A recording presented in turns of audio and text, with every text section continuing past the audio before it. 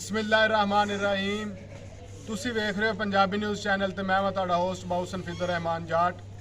ਅੱਜ ਦਾ ਪ੍ਰੋਗਰਾਮ ਜਿਹੜਾ ਹਿਜਰਤ ਦੀ ਦਾਸਤਾਨ ਹੈ ਉਹਦੇ ਵਿੱਚ ਅਸੀਂ ਗੱਲ ਕਰਾਂਗੇ ਕਿ ਇੰਡੀਆ ਤੋਂ ਜਿਹੜੇ ਲੋਕ ਪਾਕਿਸਤਾਨ ਹਿਜਰਤ ਕਰਕੇ ਆਏ ਸੀ ਤੇ ਅਸੀਂ ਇਸ ਟਾਈਮ ਮੌਜੂਦ ਹਾਂ ਇਸਲਾਮ ਨਗਰ ਚੈੱਕ ਨੰਬਰ 81 ਦੇ ਪਿੰਡ ਵਿੱਚ, ਜਿੱਥੇ ਸਾਡੇ ਨਾਲ ਬਜ਼ੁਰਗ ਬੈਠੇ ਨੇ। ਇਹਨਾਂ ਦਾ ਅਸੀਂ ਤੁਹਾਨੂੰ ਕੱਲਾ ਦਾ ਤਾਰਫ ਕਰਵਾਉਂਦੇ ਨੇ। ਸਾਡੇ ਸੱਜੇ ਪਾਸੇ ਰਾਣਾ ਸਰਵਰ ਪੱਟੀ साहब मौजूद ने, सैयद मतलूब शाह साहब मौजूद ने, बाबा सतार साहब मौजूद ने, मलक सराज साहब मौजूद ने ते भाई सहेल साहब मौजूद ने। असी सब तो पहले जिहड़ा वा राणा सरवर पट्टी साहब को पूछांगे कि जी वो जिस टाइम इंडिया तो आए या जिस इंडिया दे विच इन्हां दा किहड़ा पिंड सी ते उत्थे इन्हां दे रहन सहन किस तरह दा सी। हाँ जी बाबा जी, तुसीं ये दसो कि इंडिया दे विच तुहाडा किहड़ा पिंड सी? जलंधर से नकोदर सही जलंधर ते पिंड दा की नाम सी? नकोदर ही।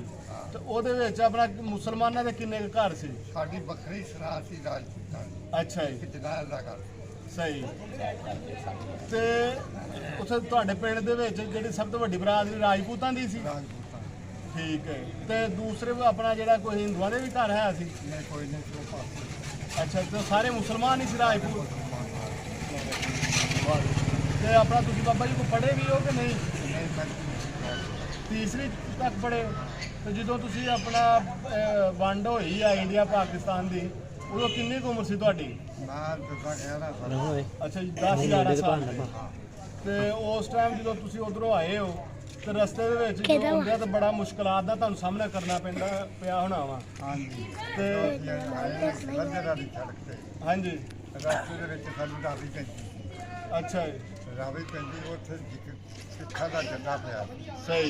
ਹਾਂ ਉਹ ਇੱਕ ਕਿਤੇ ਦੀ ਪਈਆ ਭੱਜ ਗਿਆ। ਨਾਗਾ ਸਾਹਿਬ ਸੀਗਾ, ਮੁਸਲਮਾਨ ਦਾ ਨਾਂ ਰਲੇ ਸੀ। हाँ जी, ਉਹ ਦਰਖਤ ਤੇ ਚੜੇ ਸੀ। ਜਦ ਦਰਖਤ ਤੇ ਉਹਨਾਂ ਫੈਰ ਮਾਰਿਆ, ਜਦੋਂ ਫੈਰ ਮਾਰਿਆ ਉਹਨਾਂ ਨੇ ਤੇ ਉਹ ਬਚ ਗਏ।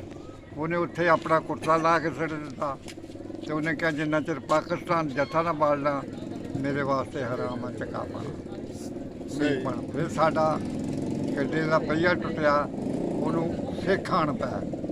ਸਿੱਖ ਜਦੋਂ ਆ ਕੁੜੀ ਨੂੰ ਸਿੱਖ ਆਣ ਪਿਆ, ਉਹ ਨਾਗਾ ਸਾਹਿਬ ਭੱਜਿਆ, ਉਹਨੇ ਉੱਥੋਂ ਮੰਗਵਾਇਆ ਗੱਡਾ ਇੱਕ ਬੁੱਢੇ ਕਿੰਗਰੇ ਸਾਡਾ ਕੈਂਪ ਲੱਗ ਗਿਆ।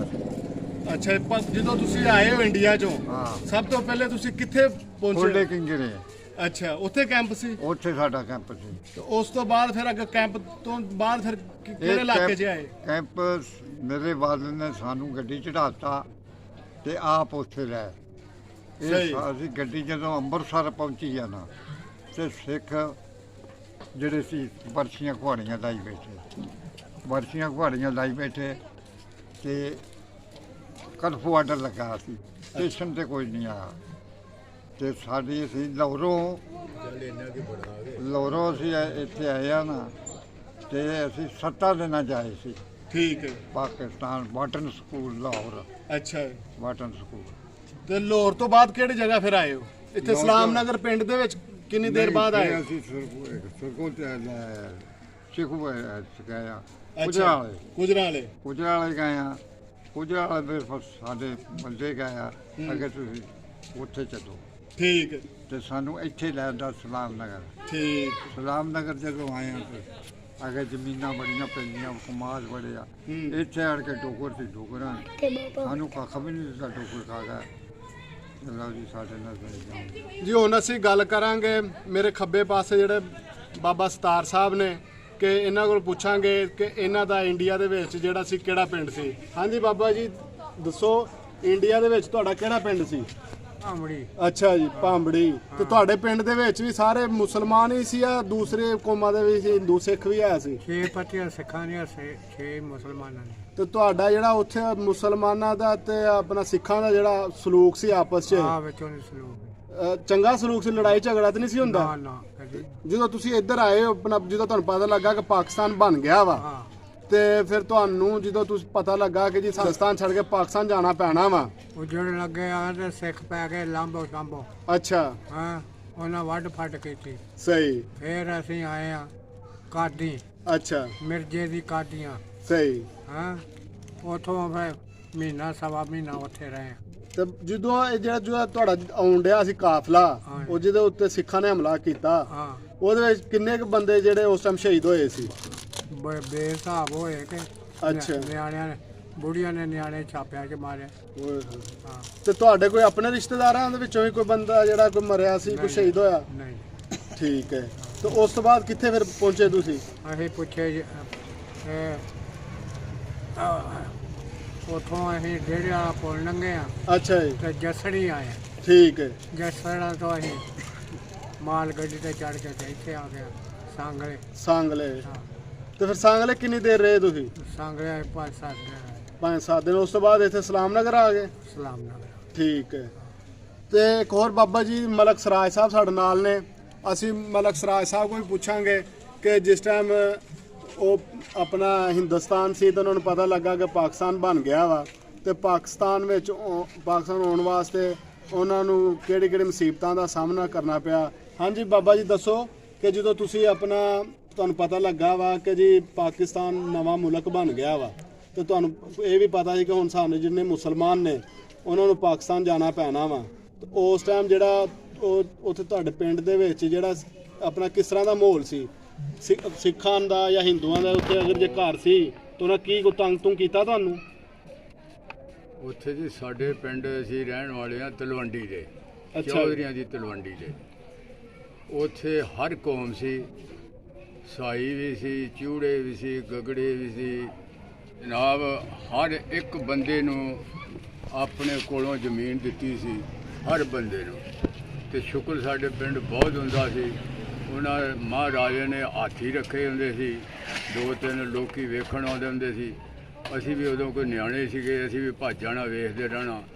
ਜਦੋਂ ਉਹ ਉਜਾੜਾ ਪਿਆ ਵਾ, ਸਾਡੇ ਬੰਦੇ ਉਸ ਵੇਲੇ ਕਮਾਦ ਲਾਇਆ ਸੀ ਫਾਰਮੀ, ਉਹ ਗੁੱਡਣ ਡਏ ਸੀ। ਤੇ ਇੱਕ ਸਿੱਖ ਆਇਆ, ਉਹਨੇ ਕਿਹਾ ਤੁਸੀਂ ਉਹ ਮਲਕੋ ਕਮਾਦ ਗੁੱਡਣ ਡਏ ਹੋ ਤੇ ਇਹ ਪਤਾ ਨਹੀਂ ਕਿੰਨੇ ਖਾਣਾ ਪੀਣਾ ਤੇ ਤੁਸੀਂ ਐਵੇਂ ਗੋਡੀ ਕਰਨ ਡਏ। ਉਹਨੇ ਕਿਹਾ, ਉੱਠ ਕੇ ਸਾਡੇ ਬੰਦੇ ਖੜੇ ਹੋ ਗਏ। ਉਹਨੇ ਕਿਹਾ ਤੂੰ ਕੌਣ ਇੰਨੀ ਗੱਲ ਕਰਨ ਵਾਲਾ? ਕਮਾਦ ਅਸੀਂ ਲਾਇਆ, ਪੀਣਾ ਅਸੀਂ, ਖਾਣਾ ਅਸੀਂ। ਬਾਬਾ ਆਖੇ ਕੋਈ ਪਤਾ ਨਹੀਂ। ਉਹ ਵਿਚਾਰਾ ਗੁੱਸੇ ਦੇ ਨਾਲ ਚਲੇ ਗਿਆ। ਉਹਨੂੰ ਪਤਾ ਸੀਗਾ, ਸਾਨੂੰ ਪਤਾ ਨਹੀਂ ਸੀ। ਉਹ ਅਖੀਰ ਚੌਧਰੀ ਨੇ ਆਰਡਰ ਦੇ ਦਿੱਤਾ ਵੀ ਉੱਠਣਾ ਪੈਣਾ, ਉੱਠੋ। ਅਸੀਂ ਉਹ ਚੌਧਰੀਆਂ ਦੇ ਮਗਰ ਲੱਗ ਗਏ। 5-4 ਪਿੰਡ ਜਿਹੜੇ ਸੀਗੇ, ਅਸੀਂ ਉਹਨਾਂ ਦੇ ਮਗਰ ਲੱਗੇ ਆਏ ਤੇ ਅਦਾਲੇ ਪਦਾਲੇ ਵੱਢ ਫੱਟ ਬੜੀ ਹੁੰਦੀ ਸੀ। ਔਰ ਸੜਕਾਂ ਜਿਹੜੀਆਂ ਸੀ ਉਹ ਭਰੀਆਂ ਹੁੰਦੀਆਂ ਸੀ ਮਰਿਆਂ ਨਾਲ। ਖੂਹਾਂ ਦੇ ਵਿੱਚ ਉਹਨਾਂ ਨੇ ਜ਼ਹਿਰ ਪਾਤੀ, ਛੱਪੜਾਂ ਦੇ ਪਾਣੀ 'ਚ ਜ਼ਹਿਰ ਪਾਤੀ, ਕਿਤੇ ਪੀਣਗੇ ਨਾ ਆਪੇ ਮਰਨਗੇ। ਕੱਲ੍ਹ ਅਸੀਂ ਚੌਧਰੀਆਂ ਦੇ ਨਾਲ ਤੁਰੇ ਆਏ। ਚੌਧਰੀਆਂ ਨੂੰ ਕਹਿਣ ਲੱਗੇ ਸਿੱਖ ਵੀ ਤੁਸੀਂ ਇੱਥੋਂ ਚਲੇ ਜਾਓ, ਲੰਘ ਜਾਓ, ਅਸੀਂ ਆ ਜਿਹੜੇ ਮਗਰ ਕਾਫਲਾ ਹੈ ਇਹਨਾਂ ਨੂੰ ਨਹੀਂ ਜਾਣ ਦੇਣਾ। ਤੇ ਬਾਬਾ ਜੀ ਜਿਹੜਾ ਤੁਹਾਡੇ ਪਿੰਡ ਦੇ ਜਿਹੜੇ ਕੋਈ ਬੰਦੇ ਸੀ, ਕੋਈ ਜਿਹੜੇ ਤੁਹਾਡੇ ਮਿੱਤਰ ਯਾਰ ਬੇਲੀ ਸੱਜਣ ਸੀ, ਕਿ ਜਿਹੜਾ ਕਿਉਂਕਿ ਪਾਕਿਸਤਾਨ ਬਣਨ ਤੋਂ ਪਹਿਲੇ ਤੇ ਜਿਸ ਟਾਈਮ ਸਾਰੀਆਂ ਕੌਮਾਂ ਇਕੱਠੀਆਂ ਰਹਿੰਦੀਆਂ ਸੀ, ਹਿੰਦੂ ਮੁਸਲਮਾਨ ਸਿੱਖ, ਉਹ ਇੱਕ ਦੂਜੇ ਨਾਲ ਉਹਨਾਂ ਦਾ ਆਪਣਾ ਭਾਈਚਾਰਾ ਸੀ। ਉਹਨਾਂ ਤੁਹਾਨੂੰ ਕੋਈ ਨਹੀਂ ਆਪਣਾ ਕੋਈ ਹਿਫਾਜ਼ਤ ਕੀਤੀ, ਤੁਹਾਨੂੰ ਕੋਈ ਬਚਾਇਆ ਉਹਨਾਂ ਕੋਲੋਂ? ਨਹੀਂ ਜੀ, ਉਹ ਜਿਹੜਾ ਕੋਈ ਸਮਾਨ ਸੀ ਨਾ, ਅਸੀਂ ਸਾਡੇ ਨਾਲ ਚੂੜਾ ਇੱਕ ਹੁੰਦਾ ਸੀ ਕੰਮ ਕਰਦਾ ਸੀ, ਉਹਨਾਂ ਨੂੰ ਕਹਿਤਾ ਸਮਾਨ ਸਾਡੇ ਘਰ ਦਾ ਚੁੱਕ ਲਿਜਾਓ। ਜੇ ਅਸੀਂ ਇਹ ਅਮਨ ਚਮਨ ਹੋ ਗਿਆ ਤੇ ਲੈ ਲਾਂਗੇ, ਨਹੀਂ ਤੇ ਤੁਹਾਡੇ ਸਪੁਰਦ ਕੀਤਾ ਤੁਸੀਂ ਖਾ ਲਿਓ ਪੀਓ। ਤੇ ਅਸੀਂ ਜੇ ਥੋੜ੍ਹੇ ਉੱਥੇ ਤੁਰੇ ਅਸੀਂ ਮਗਰ ਚੌਧਰੀਆਂ ਦੇ ਸਿੱਖ ਕਹਿਣ ਲੱਗੇ ਤੁਸੀਂ ਲੰਘ ਜਾਓ, ਅਸੀਂ ਆ ਬਾਕੀ ਦੇ ਜਿਹੜੇ ਨਹੀਂ ਜਾਣ ਦੇਣਾ। ਉਹਨਾਂ ਚੌਧਰੀਆਂ ਨੇ ਆਖਿਆ ਨਹੀਂ, ਪਹਿਲਾਂ ਸਾਨੂੰ ਮਾਰੋ ਫਿਰ ਇਹਨਾਂ ਨੂੰ ਮਾਰਾਂਗੇ, ਕਿਉਂਕਿ ਸਾਡੇ ਆਸਰੇ ਦੇ ਨਾਲ ਸਾਡੇ ਮਗਰ ਆਉਣ ਡਏ ਨੇ।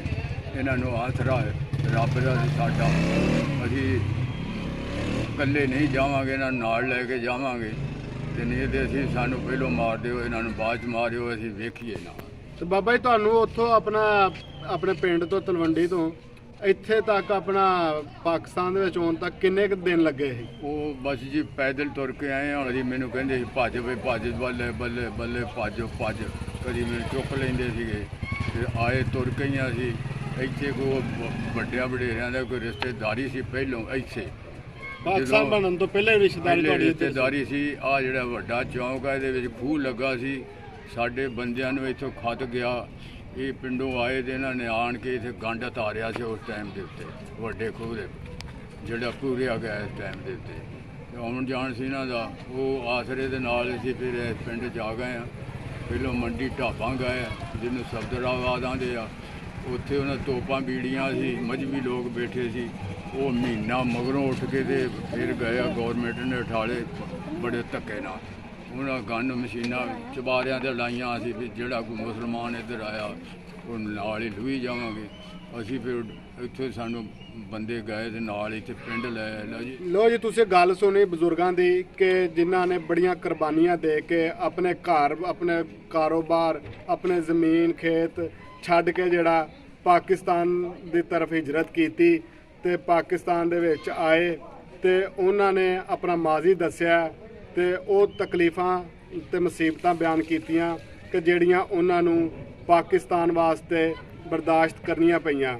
ਤੇ ਇਹ ਦਰਸ ਜਿਹੜਾ ਵਾ ਵੀਡੀਓ ਵੇਖਣ ਵਾਲਿਆਂ ਵਾਸਤੇ ਇਹੀ ਹੈ ਕਿ ਆਪਣੇ ਮੁਲਕ ਨਾਲ ਪਿਆਰ ਮੁਹੱਬਤ ਉਹ ਚੀਜ਼ ਹੈ ਕਿ ਜਿਹਦੇ ਵਾਸਤੇ ਇਨਸਾਨ ਸਭ ਕੁਝ ਛੱਡਣ ਨੂੰ ਤਿਆਰ ਹੋ ਜਾਂਦਾ ਹੈ।